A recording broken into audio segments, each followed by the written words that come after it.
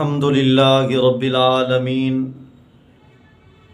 والعاقبۃ للمتقین والصلاة والسلام علی سید الانبیاء والمرسلین خاتم النبیین وعلی آلہ الطیبین الطاہرین واصحابہ الہادین المہدیین۔ برادران اسلام، قربانی کے مسائل و فضائل کے حوالے سے پہلی بات تو قربانی کی شرعی حیثیت کو جاننا ہے کہ یہ جانا جائے کہ قربانی کی شرعی حیثیت کیا ہے، کیونکہ شریعت مطہرہ میں کچھ اعمال فرض ہیں، کچھ واجب ہیں، کچھ سنت ہیں اور کچھ درجہ استحباب میں ہیں۔ تو قربانی کی شرعی حیثیت کو جاننا چاہیے کہ قربانی کیا فرض ہے، واجب ہے، سنت ہے یا پھر مستحب ہے۔ تو شرعی اصولوں کی روشنی میں قربانی کی حیثیت وجوب کی ہے، یعنی قربانی کرنا واجب ہے۔ اس سلسلے میں سب سے پہلی دلیل قرآن مجید سے سورۃ الکوثر آیت نمبر 2 ہے۔ اللہ تبارک و تعالیٰ کا ارشاد ہے، فَصَلِّ لِرَبِّكَ وَانْحَرْ، اے حبیب آپ اپنے رب کے لیے نماز پڑھیں اور قربانی کریں۔ مفسرین کی ایک جماعت کا خیال ہے کہ یہاں نماز سے مراد نماز عید ہے اور قربانی سے مراد عید الاضحیٰ کی قربانی ہے، لیکن اس پر اشکال یہ ہے کہ یہ سورہ مبارکہ مکی دور میں نازل ہوئی ہے اور قربانی کا حکم اور نماز عید کا حکم مدنی دور میں دیا گیا۔ تو اس کا جواب یہ دیا گیا کہ سورہ کوثر ان صورتوں میں سے ہے جو ایک دفعہ نہیں بلکہ 2 دفعہ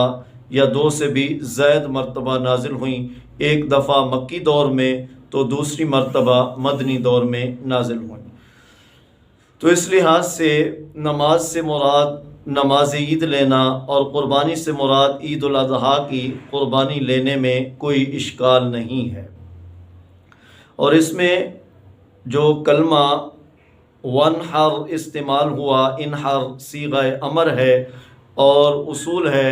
کہ امر جب بغیر قرائن کے مذکور ہو تو وجوب کا فائدہ دیتا ہے، لہٰذا جب یہاں امر مطلق آیا ہے تو اس سے قربانی کا وجوب ثابت ہوگا۔ اسی طرح ایک دوسرا اصول ہے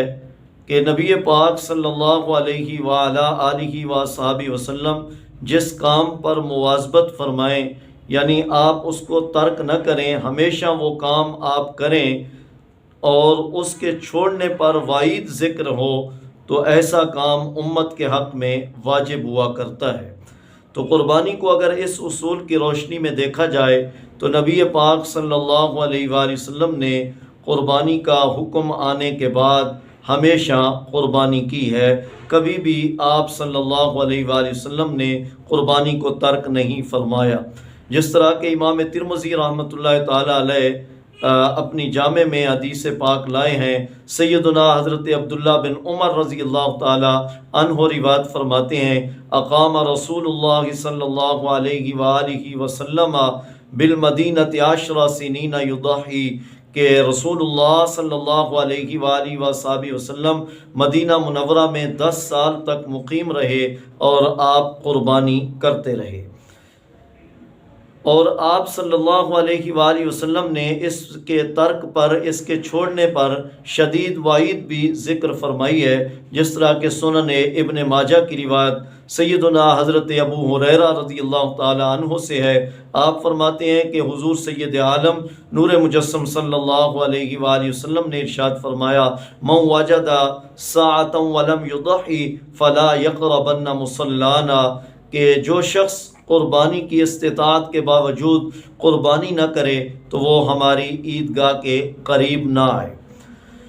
تو اگر قربانی کرنا محض سنت ہوتا یا محض جو ہے مستحب ہوتا، جس طرح کے بعض لوگوں کا خیال ہے کہ قربانی کرنا سنت ہے، تو سنت کے ترک پر اس طرح کی وعید شدید نہیں ہوتی، اس لیے کہ اس کا حکم یہ ہے کہ کر لیں تو ثواب ہے اور اگر نہ کریں تو گناہ نہیں ہے۔ تو جب یہ